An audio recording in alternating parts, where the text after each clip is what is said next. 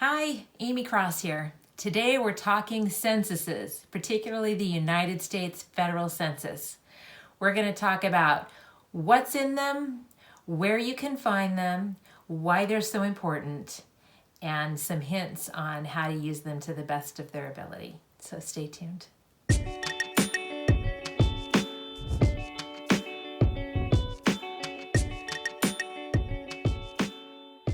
The United States began doing a federal census in 1790. They've done a census every 10 years. It was kind of a hot topic last year when we were doing the census in 2020. A lot of people were struggling with wanting to do that census. But for genealogists, a census is a great thing. So we're going to talk today about the wonderful things that you can get out of a census and how they can assist you in your genealogy research. For privacy purposes, censuses are not released until 72 years after the date they were taken. So currently, we have the 1790 through the 1940 census available to us. Now, big news, on April 1st, 2022, we'll have the 1950 census released, that we will then be able to look at that as well. Good news, according to the National Archives, that census, regardless of what's happened with COVID, is on track to be released on April 1st, which is good news. Unfortunately, the 1890 census was destroyed in a fire in 1921. There are just a couple of partial microfilms available, but for the most part, that entire census is no longer available for researchers. So we kind of have a big gap from 1880 to 1900, but that's okay. We still have a lot of great records in the censuses that are available to us. We're going to go over each one year by year, but before I do that, I want to give you some tips and hints as to how you can better use that census. First of all, look at the image. I say this all the time, but please, please, please look at the image. There's a couple of reasons for that. One, sometimes they weren't indexed correctly. Two, sometimes there's more information on the actual image than there was that was indexed, and you don't want to miss that information. I'd like to take a minute and show you the differences between the indexed record and the actual record itself. Here's my great-grandfather, Amos Frederick Filer. Here he is in the 1910 United States Federal Census. And we see that we have his name, Amos F. Filer, and somebody thought it might be Amos T. Filer. This is on Ancestry, by the way. It gives us his age, and so his approximate birth date. It shows what street he lived on. It showed that he was white, male, head of the household, married to Stella M. Filer. His father was born in Illinois, as was his mother, and he was a farmer, and he was able to read and write, and he'd been married for 10 years.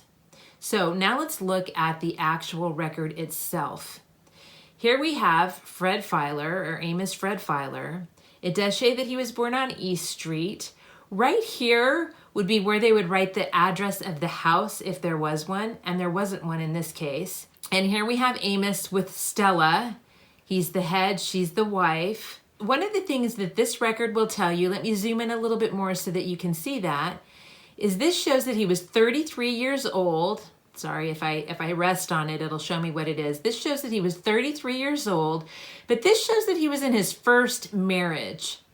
If he'd been married twice, it would have an M2, and they'd been married 10 years, as it said. It said that his wife was also in her first marriage, Stella, that she'd had one child, and that the one child was still living. That was not information that was in the indexed record. You want to look and see who's living around your ancestor. A lot of times, especially in the 1800s, families worked farms together. And so you frequently would find somebody living either next to their parents or next to another family member because they worked their land together. So always pay attention to who's living around the person that you're looking at in the census. The second thing you want to do is verify that the information in this census is corresponding to known information, and this is, in fact, the census of your ancestor.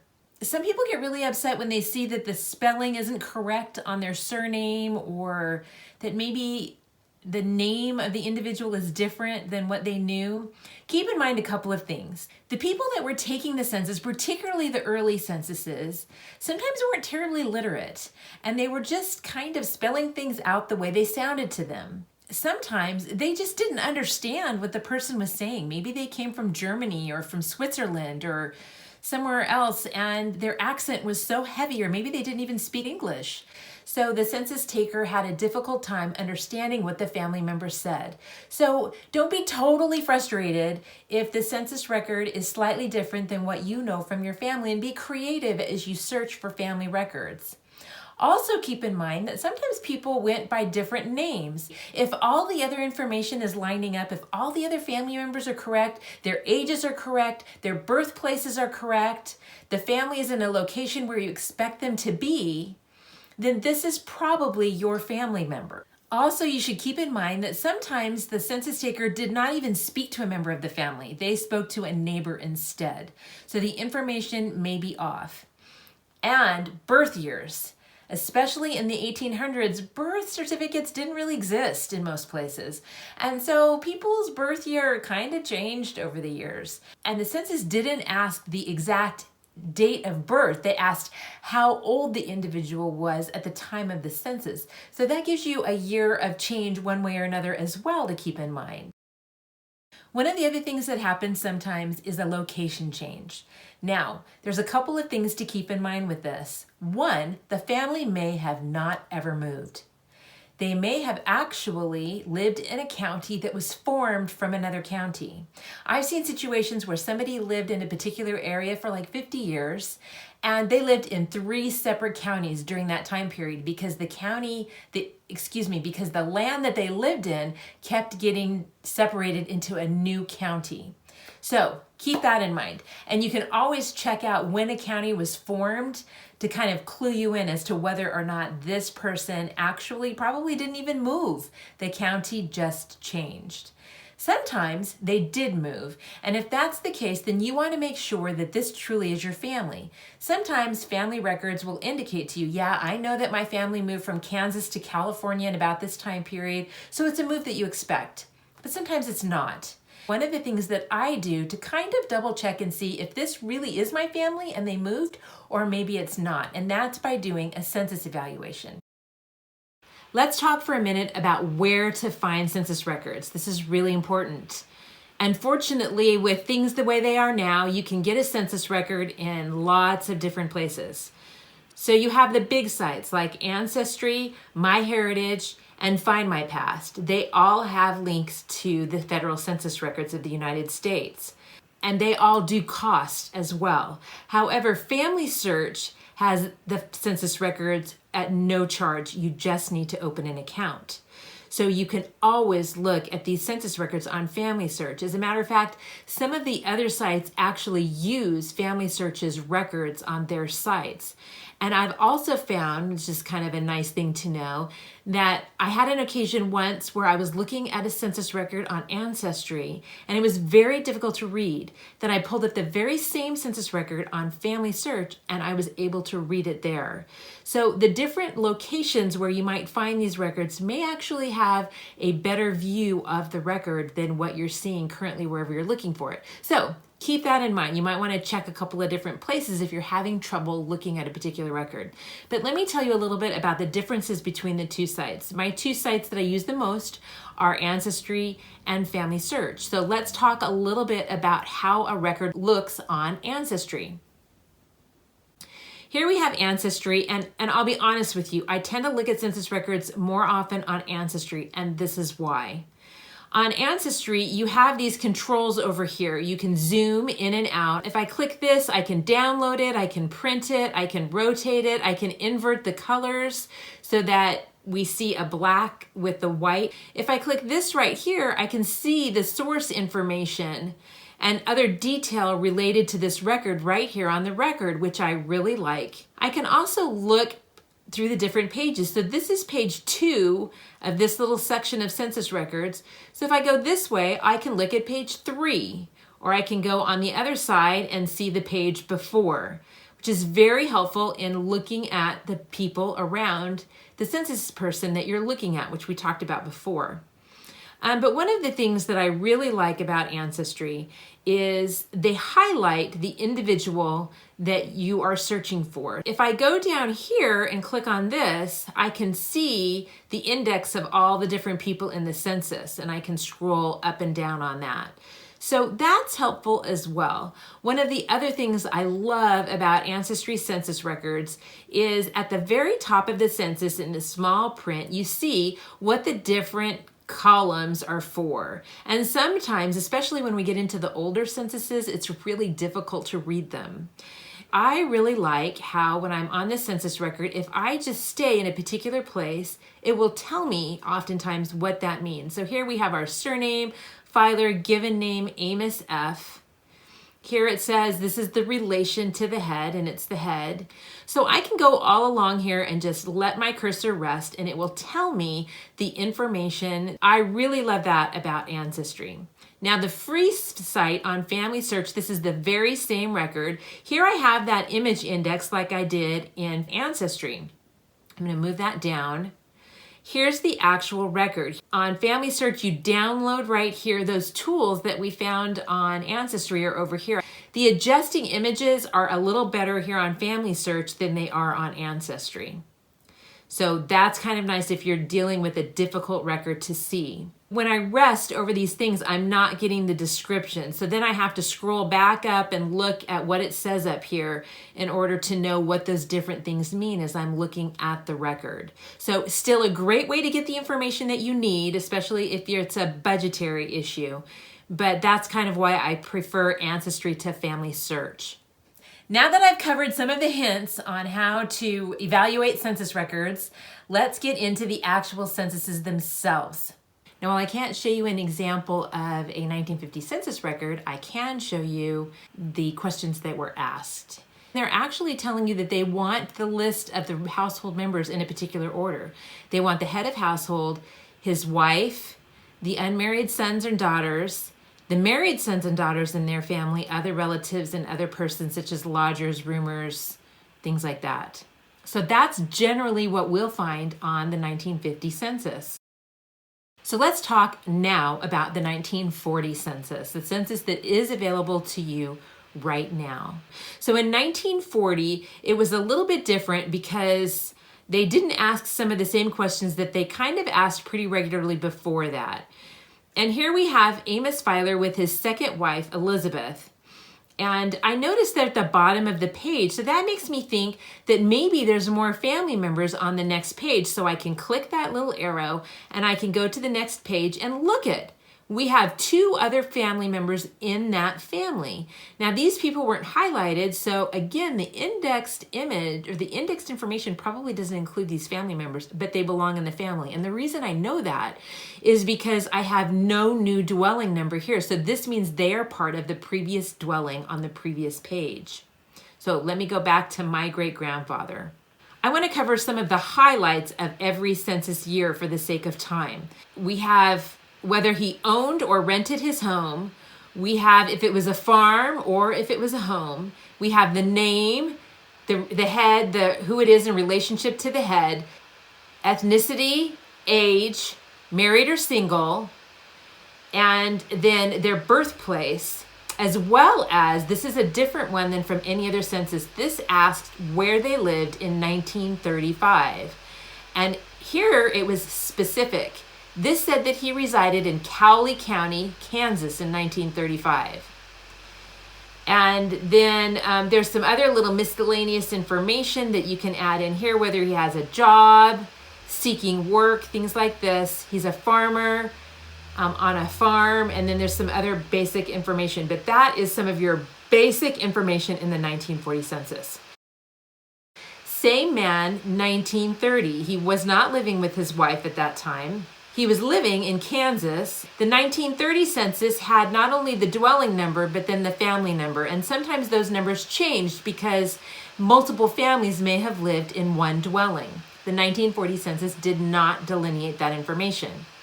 So we have whether he rented his home, the value of the home or the cost of the rent, ethnicity, age, marital status, his age at his first marriage, which can be really helpful information. Whether he was a veteran, that's helpful from the 1930 census. The state that he was born, the states that his parents were born in, that was not asked in 1940. In the 1920 census, we find him in Anaheim, Orange County, California, with Stella, who is my great-grandmother. Again, they're at the bottom of the page. So I'm going to go to the next page and see if I see other family members. Now, in this case, they transferred the information from the previous household. So if I look at the other page, we know that they resided at 330 Melrose Street, and they were dwelling 99, family 115. And so if I take a look at that on the previous page, and we'll go back there in a minute, we'll see that this actually is a continuation of the same family. Here we have Furl Filer, who was his son, with Hazel, his daughter, along with Zella Yoder, his sister-in-law, with his nieces that lived with him. So that gave me a lot of information about my family that maybe I didn't have. Maybe I didn't know that Zella had married a Yoder, and maybe I didn't know that she had 2 daughters. So by finding him in this census record, I was able to expand the family. Here we have whether he owned his home with a mortgage or whether he owned it free and clear, no mortgage. We have whether he can read and whether he can write, what state he was born, what state his parents were born in, and his occupation. So in 1910, we have Amos Fred Filer with Stella and Furl, who we knew before. And here we have Nelta Harris, a sister-in-law. Wow, another family member in this census record. This census, let me zoom in a little bit more, asked a lot of the same questions. 1910, 1920, and 1930 were similar in some respects. We have the same things we were looking at before. Here we have, though, their marriage, whether it was their first marriage or their second marriage. It was the first marriage for both. And they had been married. In this case, instead of asking what age they were at marriage, it asked how long they had been married. This is one of the census records where it asked how many children had been born to a woman and if they were still alive. Whether they speak English or not, that's a new question. If they were naturalized, this area would talk about what year they immigrated to the United States and if they were a naturalized citizen. Super helpful.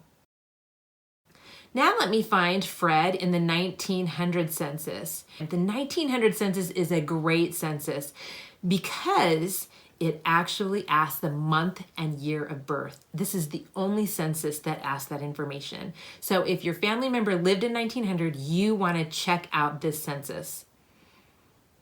So here we have Fred and Estella, his wife, and we have a hired helper living with the family. We have their birth month, their birth year, their age at the time of the census, and their marital status. Here, this has a 9/12. That means that they had been married for 9 months. So I can do the math. One other thing that may have shown up on some of these things is whether it was a farm or a house. And then this, number 56, says that there's a farm schedule. In addition to population schedules, federal censuses included other types of schedules. And one of them was a farm schedule. Those are another video as well, but they talk about what crops that they grew, if they had any animals, all kinds of information. They can be really interesting. So we'll make that another video sometime. All right, so let me go to Fred in the 1880 census. So here we have Fred in the 1880 census. This is with his parents. This is before he was married. Again, he is highlighted, and here we can see that this writing's kind of hard to read. But Fred lived with his father, Amos W. Filer, and his mother, Ida E. Filer. This census, the information starts getting a little bit more spotty. Here we just had tally check marks if they were single, married, or widowed. Here we have their occupation. If they were sick that year, that can be a very interesting little tidbit of information. If they were blind, deaf and dumb, idiotic, insane, or disabled in any way. If they attended school that year, where they were born and where their parents were born. So that's all we find in the 1880 census. Again, don't forget the 1890 census is not available. Let me take a look at a different individual now to show you the earlier census records. Let's start with the 1850 census. So here, I'm going to scroll down till I see that highlighted person. And again, I will tell you, sometimes these highlighted information is incorrect, but we can see the 1850 census had a lot less information. Here we have Daniel Moose, 52 years of age. He was a farmer. This is a great little bit of information right here. He owned real estate valued at $1,000. That means I could go look for records on his property. His birthplace, we just see tally marks. That happened a lot in these older censuses. And if you go up to the top, it says North Carolina. And so these little tally marks underneath mean everybody born after that individual was born in North Carolina. Here we have whether he was married within that year, whether they attended school, and if they cannot read or write. And we see that his wife, Elizabeth, could not read and write. That's it for the 1850 census. The 1850 census, though, was the first census where they wrote out all of the household members. And the reason I make that notation is that in this instance, sometimes people make a mistake because they did not delineate in this census who was related to whom. So all we have are people listed in this census. And we see Daniel Moose with Elizabeth Moose being about the same age. So we can assume that they're probably husband and wife with a person 23 years of age, 20 years of age, 12 years of age, and 8 years of age. Now, all of these individuals are within the age range that you could expect of somebody of their age as their children, but they may not be their children. However, they do all have the same last name. But then here we see Elizabeth Hudson, who's 12 years of age, and she is M here under race. That means she's mulatto. So here we see that this family had a slave likely living with them. So sometimes we just kind of have to make some assumptions based on the information given us, but we need to be careful about those assumptions because sometimes they're proven wrong. So always be open to the possibility of other additional information coming in. Don't make assumptions that may hurt you in the long run. Before 1850, our censuses looked very different. And in these censuses, a lot of people are afraid of them because they don't give the names of all of the household members, but they are still very usable. And I'm going to show you how I put that information together. But before I do that, let me just show you what the different censuses look like. So here we have the 1840 census. And here, now they do not highlight an individual in this census, so you have to look for them. And here we see Daniel Moose, it's spelled M-U-S-E. And we see these little tally marks, 1, 1, 1, 2, 1, 1. And what those correspond to, and again, these do not have that little, when I hover over them, I'm not getting that information, so I have to go up. Or I can look at the index page. Let me scroll up and so you can see this a little better. We'll just use somebody that's closer to it so that you can see. So here we see these are males under 5 years of age, between 5 and 10, between 10 and 15, etc. Here are the females in the household. Here are free colored persons. Now, the other thing that's really important to do on these censuses is look at the next page because it's actually a continuation of the same family. So here, and you have to kind of work your way down and double check the numbers, but here we have slaves, males and females, and then the total number of people in a family that were employed. So this census is extremely different, and it does take more time to look at it, but it's got lots of good information in it. Now, 1830. Same kind of breakdowns.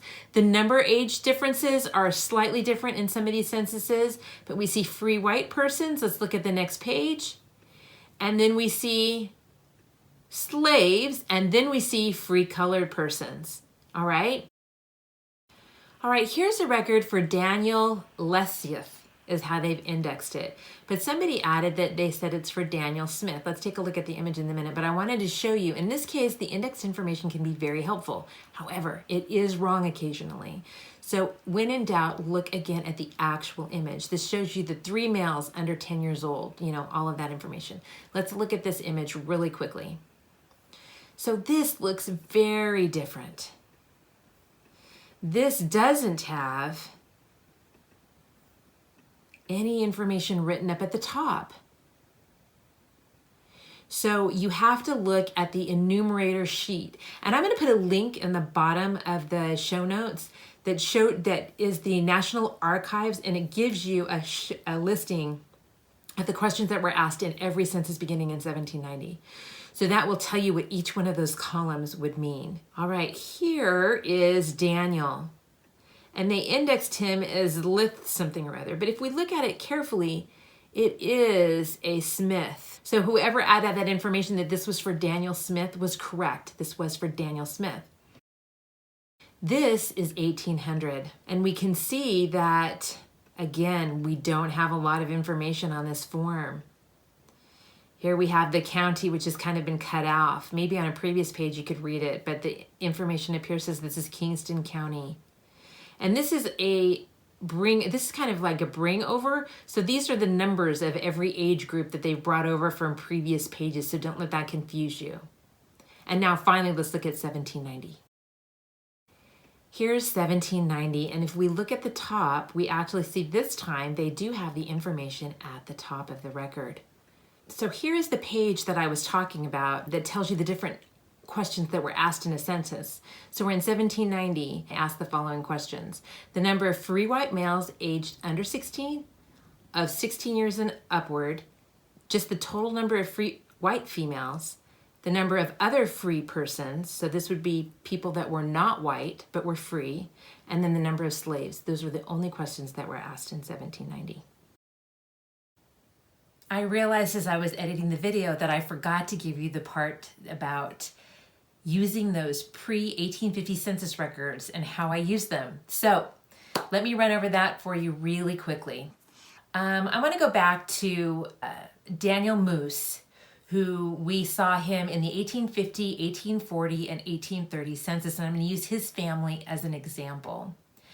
So here we have a picture of him in those three censuses. In 1850, he resided in Albemarle, I can't say that, Stanley County, North Carolina. But in 1830 and 1840, he resided on the west side of the Petey River in Montgomery County, North Carolina.